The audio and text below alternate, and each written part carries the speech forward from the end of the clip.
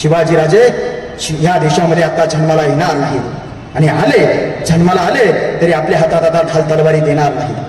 महाराज जर जन्माला आले तर म्हणतील माणसानं माणसासारखं वागावं सांगतील, आपल्या पोराला कलेक्टर कर म्हणतील, आपल्या पोराला माणसाचा धर्म शिकव म्हणतील आणि आपल्या पोराला माणसाचं माणुसकीचं नातं शिकव म्हणतील ना।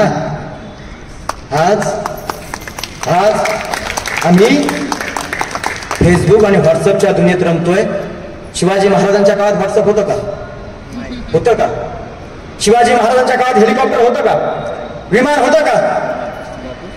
अरे तरी महाराष्ट्रातल्या या कोपऱ्यापासून तर त्या कोपऱ्यापर्यंत कोकणातला माणूस, पश्चिम महाराष्ट्रातला माणूस, मराठवाड्यातला माणूस आणि विदर्भातला माणूस सगळी माणसं शिवाजीराजांच्या विचारासाठी त्या मरायला तयार झाली होती। कारण माझा शिवाजीराजा सर्वसामान्यांचा राजा होता, रयतेचा राजा होता।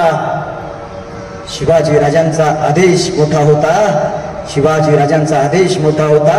रयतेच्या भाजीच्या देठाला सुद्धा हात लावू नका सांगणारा राजा होता। शिवाजीराजांचा आदेश मोठा होता। अरे सर्वसामान्यांसाठी लढणारा माझा राजा होता। अरे कशासाठी होतं हे होतं कशासाठी? ती रायगडाची गादी होती, अरे रयतेच्या सुखासाठी होती, रयतेच्या सुखासाठी होती।